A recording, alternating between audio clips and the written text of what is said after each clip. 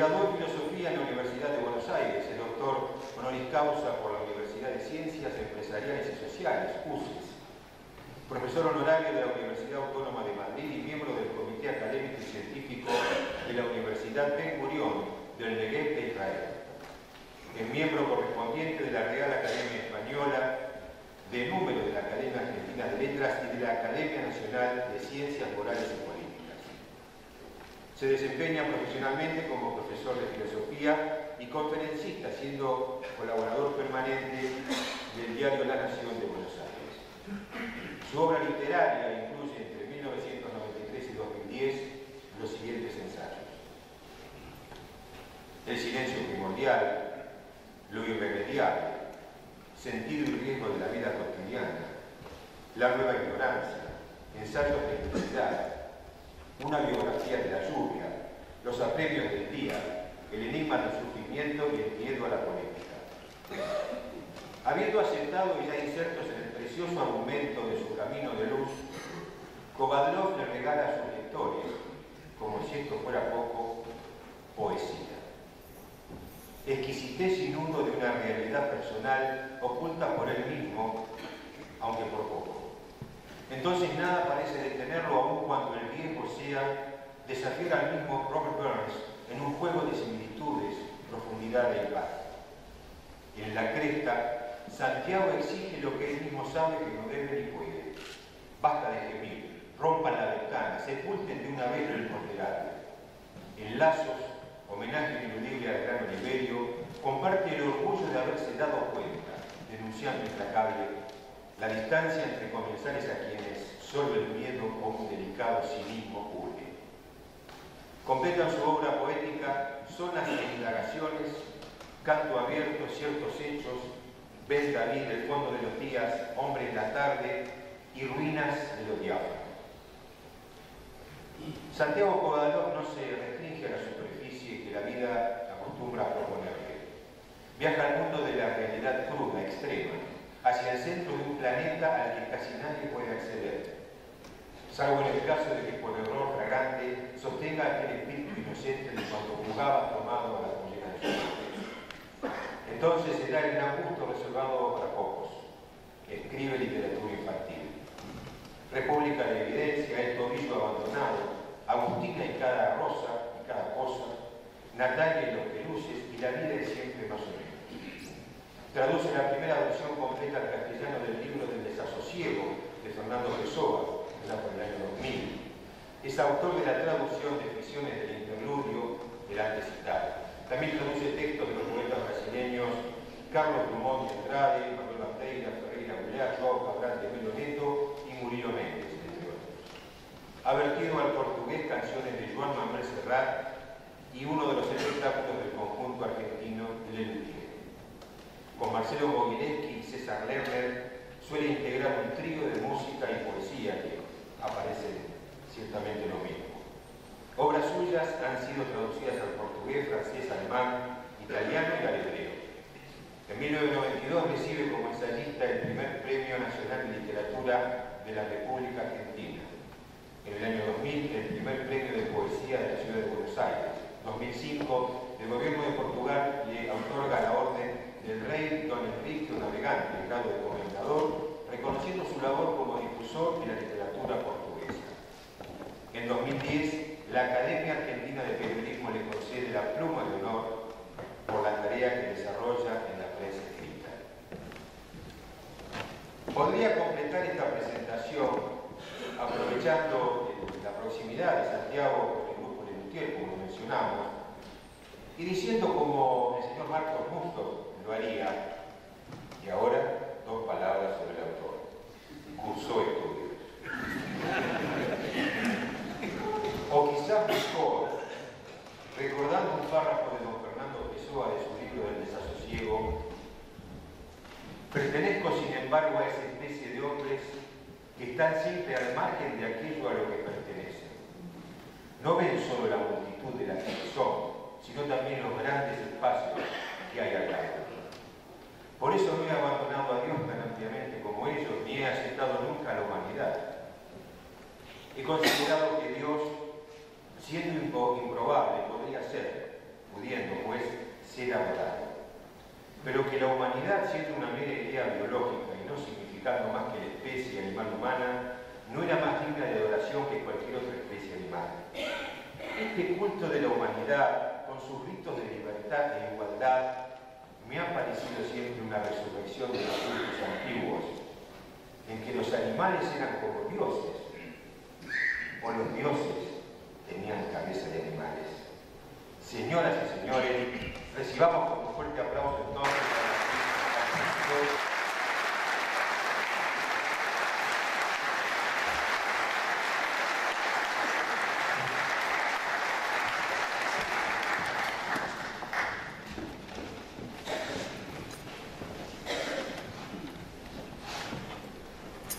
La alegría de estar esta noche aquí proviene del hecho de que estar aquí significa encontrarse con principios de convivencia que son fundamentales donde importa la libertad. Es entonces la alegría de la gratitud, del reconocimiento y del autorreconocimiento. No es la satisfacción de un logro consumado, es la satisfacción de una tarea emprendida. Si se quiere, más aún, es la satisfacción profunda de saber que lo indispensable es liberarse de la ilusión de que uno ha llegado. Nada es más riesgoso para un individuo y para una comunidad, a mi entender, que la presunción de que se ha realizado. Nada es más nefasto que creerse realizado.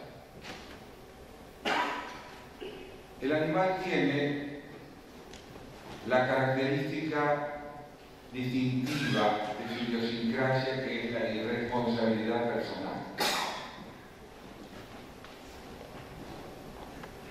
El animal está inscrito en los mandatos de la biología y se deja ser, respondiendo a los imperativos que esa condición biológica le impone.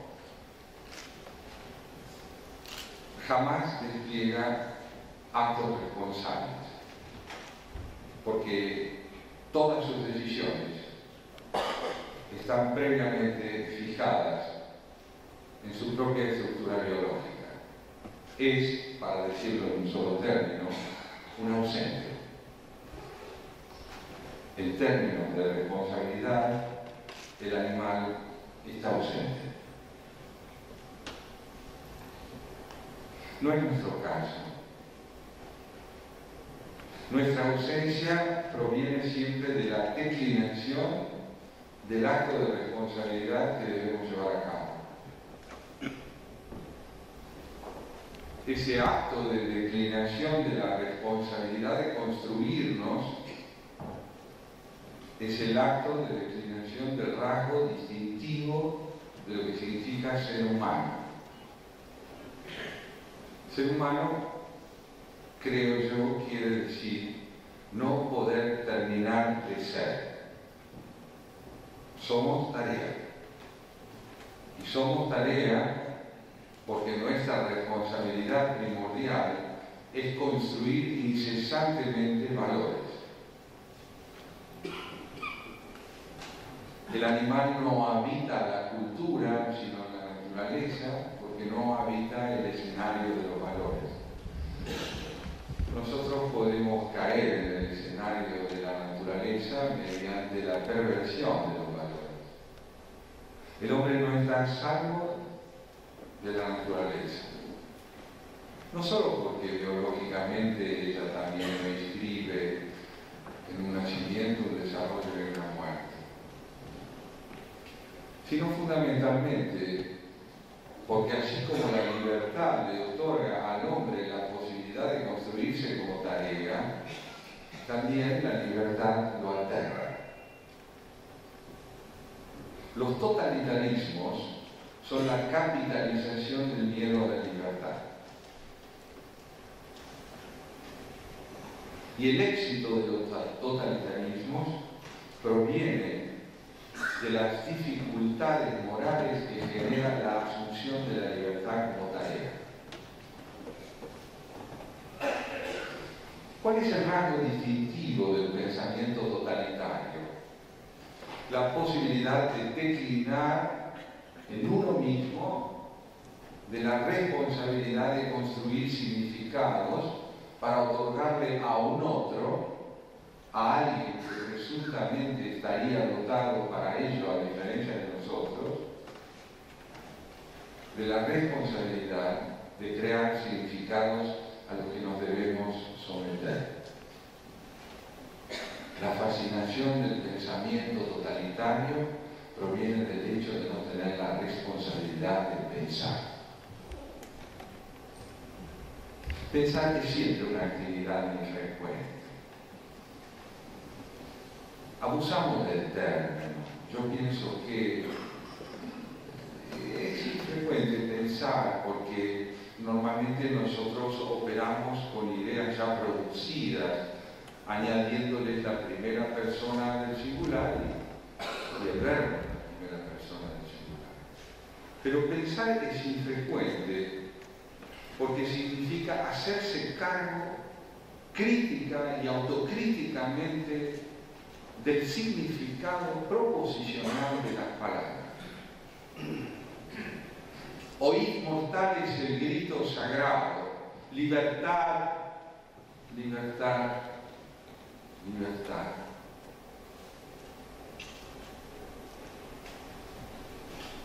Cuando éramos pequeños repetíamos estas palabras con la impunidad propia de quien no tenía responsabilidad interpretativa. Sean eternos los laureles que supimos conseguir.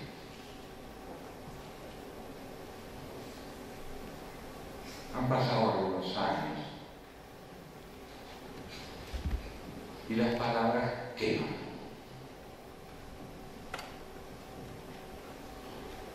Pronunciarlas exige un acto de presentificación del espíritu, si es que vamos a decirlas.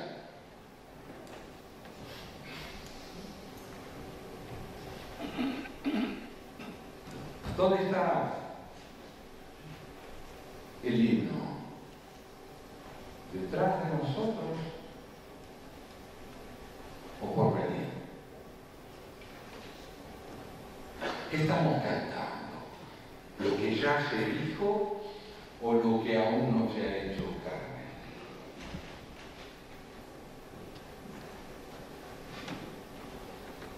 Si esta disyuntiva es verdadera,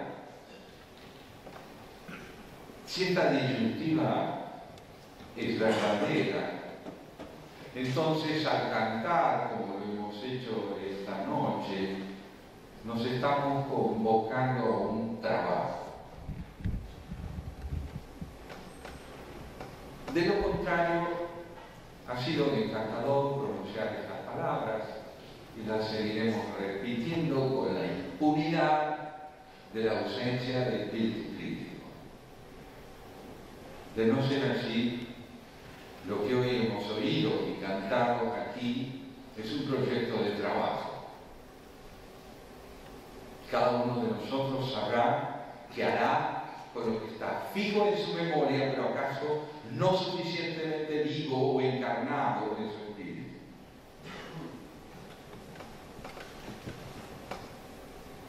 Hoy es 18 de julio. Hace 19 años volaba por el aire un trozo de la Argentina llamado AMIA. Y volaban 85 argentinos asesinados por el desprecio a la libertad. ¿Qué significa recordar eso? ¿Qué significa sostener en la memoria eso? entiendo que significa lo mismo que entonar el himno nacional. Es tarea. La memoria no evoca. La memoria señala una tarea que debe ser realizada. Cuando la memoria se limita a evocar, el pasado es lo concluido. Cuando la memoria no evoca y connota el sentido de una tarea a ser emprendida, entonces recordar es señalar una deuda. El no esclarecimiento de lo ocurrido en la Argentina despedazada de hace 19 años, el hecho de que la República se encuentre hoy afectada de incertidumbre en cuanto a su desarrollo por venir, el hecho de que la noción de ciudadanía esté atrapada por un lado en el consumismo y por otro en el prebendalismo, son tareas, no hechos consumados. Si de veras debemos aprender a pensar, tenemos que otorgarle a la memoria un significado distinto del que implica traer al presente lo ya sucedido para advertir que lo que traemos al presente es el emprendimiento de un trabajo fundamental, que es la construcción de ciudadanía. No estemos seguros de ser ciudadanos. Estemos persuadidos de que es imprescindible serlo, pero no estemos seguros de que lo somos. Porque la ciudadanía no puede terminar de emprenderse como trabajo, como tarea, como proyecto. El rasgo distintivo de una democracia republicana es que está asentada sobre una convicción fundamental: la sospecha. La sospecha. Una democracia republicana es un régimen de sospecha. Consta de 3 poderes, cada uno de los cuales tiene una doble tarea: desplegar sus rasgos propios e impedir que los otros 2 desborden sus límites para convertirse en poderes absolutos. ¿Y por qué digo que es un régimen de sospecha? Porque la democracia republicana, en lugar de descansar sobre la presunción de que el hombre es bueno, descansa sobre la convicción de que el hombre debe ser mejor. Y que para mejorar debe ser consciente de que una de sus pasiones secretas es desbordar la ley, maniatarla y ponerla al servicio de su poder. Parte la democracia republicana de la íntima convicción de que ser libres es simultáneamente fascinante y temible.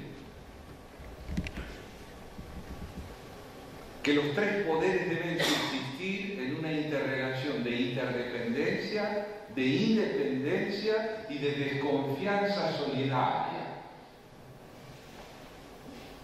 No podríamos vivir sin un poder legislativo, uno judicial y un ejecutivo en una democracia republicana. Pero ¿hasta dónde el legislativo quiere serlo? ¿Hasta dónde el judicial quiere serlo? ¿Y hasta dónde el ejecutivo está dispuesto a ser solo ejecutivo?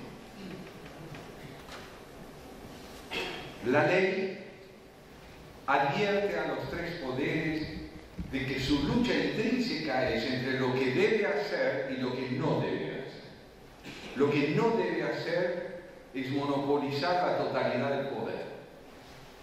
Porque allí donde las instituciones del Estado quedan absorbidas por una de ellas, allí donde el poder se reduce al monopolio por parte de una sola de esas instituciones, de la realidad republicana, allí la ley ha desaparecido.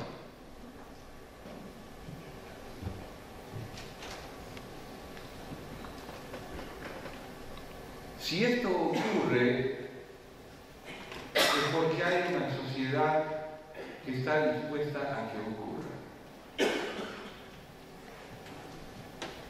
Si esto ocurre, es porque las raíces de la conciencia constitucional de una república son frágiles.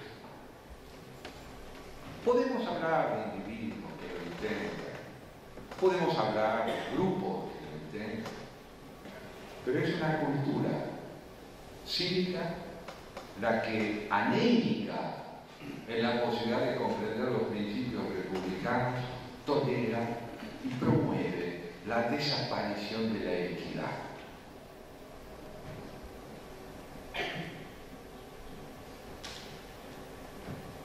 ¿Dónde está el himno?, preguntaba, ¿antes o después de nosotros?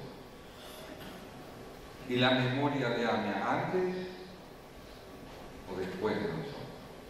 ¿Y Alberti? ¿Dónde está Alberti? ¿Es un autor del siglo XIX? ¿O es un autor del siglo XXI, eventualmente de fines del siglo XXI?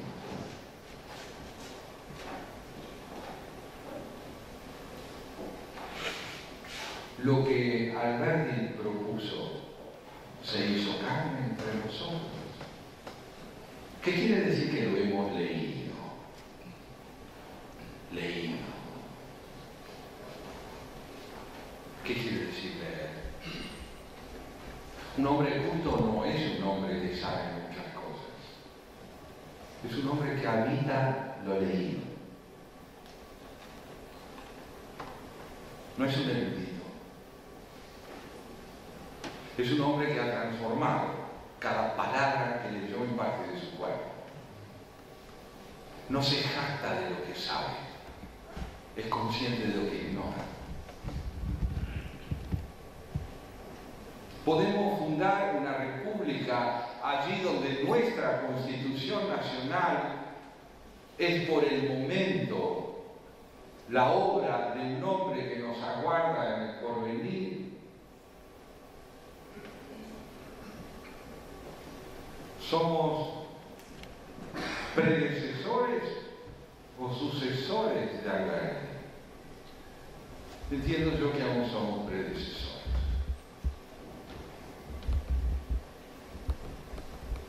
Nos falta, para ser contemporáneos de Alberti, la conciencia plena de que el riesgo fundamental que pesa sobre nuestro país es el del anonimato espiritual, es decir, la resolución puramente formal de sus problemas sin que sus habitantes se conviertan en ciudadanos libres, por obra del conocimiento, por obra de la conciencia crítica y por obra de la infinita solidaridad con sus semejantes. ¿Es Argentina una nación? ¿O es un conglomerado en pugna por romper con su fragmentación o alentarla? ¿En qué momento estamos? ¿En el siglo XXI o en el siglo XIX? Nuestros liderazgos políticos, nuestras figuras protagónicas, ¿son hombres y mujeres contemporáneos? ¿Pertenecen al presente? ¿Y nosotros? ¿Somos hombres y mujeres del presente? Porque una cosa es ser coetáneos de una época y otra contemporáneos. Sin duda alguna, hemos nacido en el siglo XX, por lo menos la gran mayoría de los que aquí están. Pero eso no es un mérito personal, es el resultado afortunado de una noche de encuentro entre dos seres que nos fuimos nosotros. Somos, cronológicamente hablando, habitantes del siglo XX que han proyectado su existencia a principios del siglo XXI. Pero ¿qué es ser contemporáneo? Ser contemporáneos, entiendo yo, es haber hecho de los dilemas de nuestro tiempo la materia prima de la construcción de nuestra educación y de nuestra identidad. Es altamente difícil llegar a ser contemporáneos, es decir, a comprender plenamente cuáles son los problemas de nuestro tiempo que nos atañen, que nos caracterizan, que debemos enfrentar para tratar de ganar protagonismo en la resolución de los desafíos de nuestro tiempo. Mientras la educación no aspire a promover hombres y mujeres contemporáneos, es decir, capaces de discernir los problemas de nuestro tiempo, solo será una distracción o el instrumento para promover demagogia y sometimiento.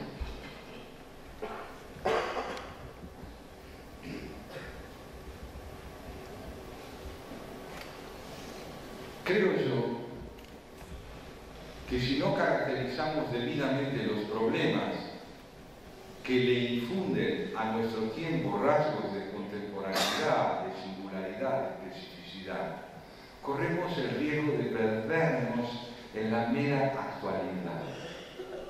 La actualidad es ese aluvión informativo que nos tiene distraídos de un día a otro día en una infinita secuencia de presuntas novedades que no nos permiten pensar estructuralmente lo que vemos, lo que vemos, lo que oímos, lo que sucede. Estamos ávidos de novedades. Porque la novedad distrae. La novedad brinda la ilusión de estar enterado. Uno cree que recaudando información de último momento habita el presente. Y uno no habita el presente cuando acumula información de último momento. Porque la información de último momento no cesa. Es un aplazamiento perpetuo de la posibilidad de pensar. Empezamos a educarnos en el momento en que atravesamos la información con un intento de entender cuáles son las líneas estructurales que la producen y que la orientan. Aprendemos a pensar cuando transformamos la actualidad en presente. ¿En qué difiere la actualidad del presente? La actualidad, como digo, es aluvional en esa provisión incesante de información. El presente es la estructura de un momento dado, sus características vertebradoras, aquello que le infunde singularidad a una época. Entiendo yo que el presente de nuestro tiempo es lo primero que intenta destruir la demagogia política para sumergirnos en el aluvión informativo de la última noticia y acumular un hecho sobre otro para que no podamos pensar. Las novedades son la herramienta demagógica del autoritarismo. Generar hechos y hechos y hechos que nos distraigan de la posibilidad de pensar los hechos.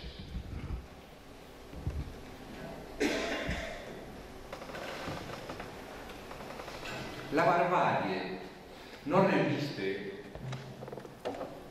en el presente la forma del galope de un salvaje sobre un caballo desenfrenado en el valle de la capital romana. Hoy la barbarie es más sutil en sus formas.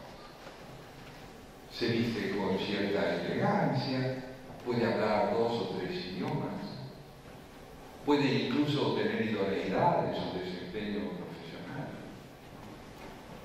Lo que permite reconocerla es su intolerancia al pluralismo, es decir, la dificultad que tiene para aceptar que el pensamiento no tiene dueño y que no hay verdades definitivas, ni que nadie tiene el monopolio de lo cierto.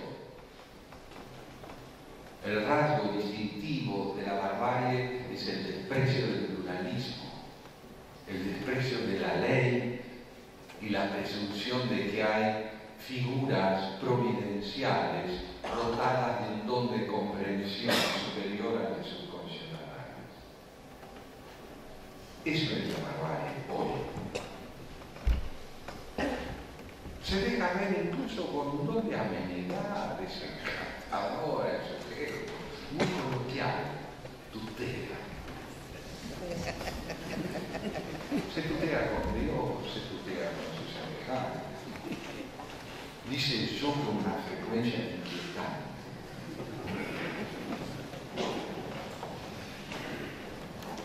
Ejerce la expresión para administrar el silencio de los demás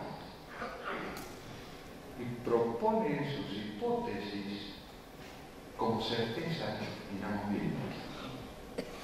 Desprecia el diálogo y esconde ese desprecio detrás de una cortesía gestual que indicaría calidez, cercanía.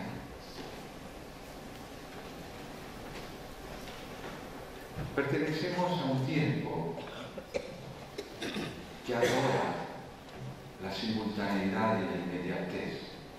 Las formas de adicción practicadas en una época determinada varían con respecto a otra, pero no descansan. Hoy, en un aeropuerto, ya no vemos gente que fume. Tuitea. Son formas de la idolatría de los objetos que permiten saciar la ansiedad que genera la espera. No tenemos paciencia, porque no podemos habitar nuestra intimidad reflexivamente y necesitamos distraernos. La mala política vive de la rentabilidad de estas almas desesperadas por distracción inmediata y certeza. La buena política habita, en cambio, el espacio de la reflexión, promueve el valor del tiempo, aspira al mediano y a largo plazo, alienta el debate, valora la disidencia de ideas y, por sobre todo, sacraliza la palabra como el espacio indispensable de la convivencia.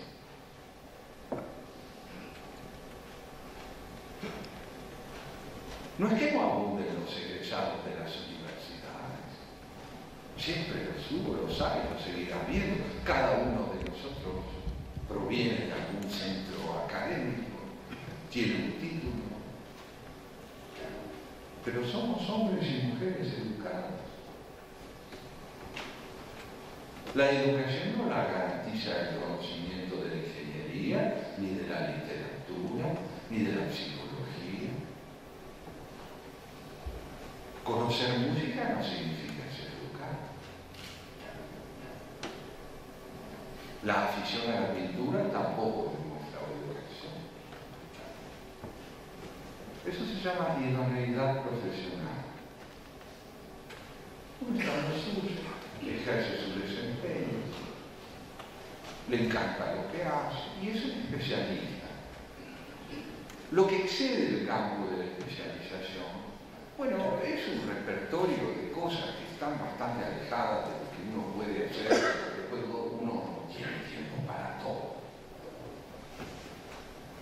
Tampoco el curso general de nuestro país puede ser objeto de una atención muy detenida, porque la competencia profesional exige que nos dediquemos de lleno a lo nuestro a fin de poder estar en el mercado de trabajo con cierto grado de eficacia. solemos ser, y la mayoría de nosotros hasta ignoran. Pero los magos políticos lo saben. Entonces conciben la política como aquello de lo que ellos se hagan cargo. Administrarán el país allí donde la mayoría de nosotros está ocupada en lo suyo, dedicado a su profesión. Ellos dirán, síganme. Y nos seguiremos. Uno está en lo suyo. Y convertiremos la política en una actividad circunstancial desempeñada a la hora de las elecciones. Nos guiaremos en la elección de los eventuales dirigentes por el aspecto que tengan, lo bien que se expresen, la contundencia con que manifiesten sus ideas. No nos preguntaremos demasiado si representan partidos en crisis, una desorientación general de la cultura cívica en el marco de una civilización donde el mundo financiero ha devorado a la política. Estamos en lo nuestro, del mejor modo que podemos. Y mientras tanto, el pensamiento totalitario lleva adelante su gestión administrativa. Y un día viene a golpear a nuestras puertas para decirnos a qué tenemos derecho y a qué no. No tenemos derecho a lo que la ley impone, tenemos derecho a lo que el poder determina. Se nos dirá a dónde podemos ir, a dónde no, con qué, cuándo, qué podemos expresar y qué no podemos expresar. Se nos explicará quiénes somos. Oímos dar ese grito sagrado: libertad, libertad, libertad. Si el pasado, como deuda, es olvidado, no tenemos porvenir. Si el presente se reduce a la actualidad, declinamos la responsabilidad de ser personas. Si el porvenir no es aquello que constituye el repertorio de ideales que traemos al presente para ejecutarlos, realizarlos y explicarlos hoy, no tenemos dignidad. No se trata de realizar lo posible, se trata de emprender lo imprescindible. Se trata de entender que el riesgo más alto que nos amenaza es esta gradual declinación de nuestro sentido de la dignidad, del don de la convivencia, de la comprensión de la cultura y del conocimiento, no como idoneidad especializada, sino como saber de la interdependencia entre las partes que constituyen la conciencia crítica de una nación. Tendremos universidades verdaderamente el día que volvamos a entender qué quiere decir universidad. Integración orquestal de las partes del saber en un conjunto cosmovisional que aliente en nuestra práctica específica la conciencia de esa interdependencia y de ese espíritu de recursos y energía para el cambio, aptitudes y corrientes de voluntad puestas en juego para impedir que la monotonía del pensamiento totalitario devore la educación, la política y la sociedad.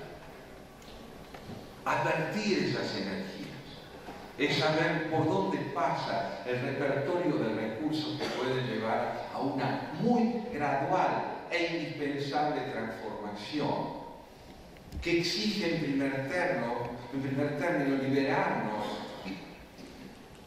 de esa presunción delirante que consiste en creer que lo que hay que lograr está tan lejos que nosotros no lo vamos a ver. ¿Cómo no lo vamos a ver? Nosotros no hemos nacido para ver lo que tenemos que llegar a conquistar. Hemos nacido para emprender la tarea de buscar. Pero esto no lo digo yo. Esto lo dice el general Belgrano. El general Belgrano estaba persuadido de que la tarea que había que emprender era la de ir transformando un repertorio de hombres que se enfrentaban al totalitarismo monárquico de España, en hombres capaces de entender qué limitaciones eran las que les impedían llevar a cabo la construcción de una nación. El ideal de la nación estaba, por aquel entonces, en la cabeza de 8 o 9 hombres. 8 o 9 hombres. La mayoría de quienes combatían contra el absolutismo monárquico español lo hacían por razones mucho más concretas e inmediatas: escapar a la explotación, tener derecho a poder hacer sus negocios con libertad. No estaban pensando en una nación. El ideal de la nación era un ideal abstracto en la mayoría de quienes sabían de ser argentinos. No era el caso de Belgrano. Belgrano, San Martín, eran hombres que provenían del futuro hacia su presente, porque provenían de sus sueños. Lo querían hacer realidad, no provenían del pasado. No querían que el pasado reinara en el presente, querían que el porvenir reinara en el presente. Entonces venían paridos por sus ideales. Traían al presente la pujanza propia de sus sueños. Y la adversidad les parecía lógica. ¿Cómo no habrían de enfrentar la adversidad si lo que se proponían era nuevo?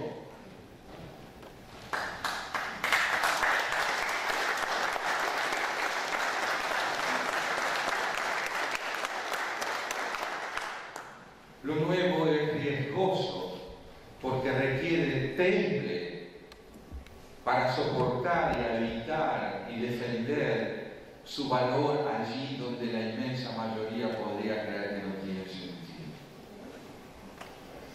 Termino relatándoles algo que me parece fundamental como fuente en la que nutrir el espíritu esperanzado.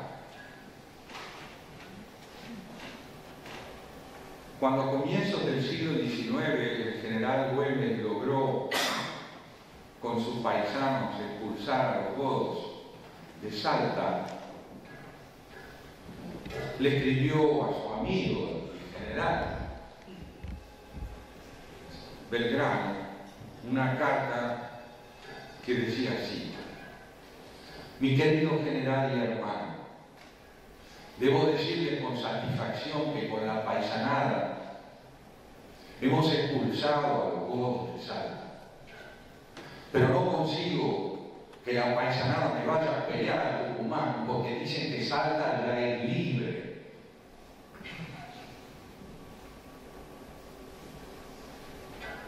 Belgrano le respondió escuetamente: mi querido general y hermano, me convence a la paisanada de que Salta queda en Tucumán.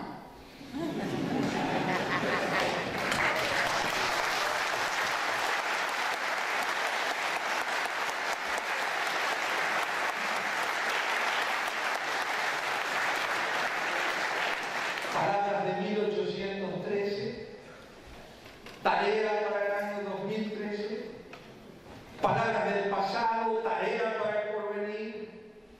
Nosotros decidiremos si Belgrano nos legó una tarea o simplemente diciendo lo que dijo se condenó al olvido. Muchas gracias.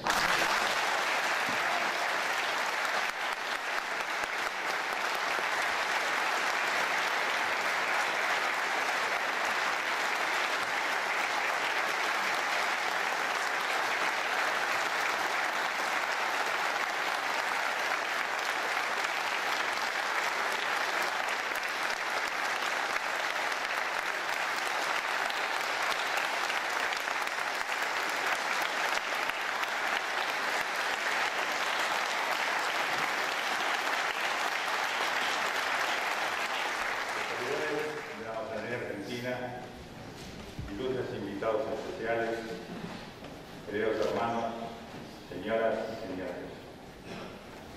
Quiero agradecer la concurrencia de todos ustedes y muy especialmente la del doctor Santiago Cobador a este acto inaugural del 11º Congreso del Ecosismo Argentino, que desarrollará temas relacionados con sociedad, educación y política, siendo esos tópicos de gran relevancia para la masonería.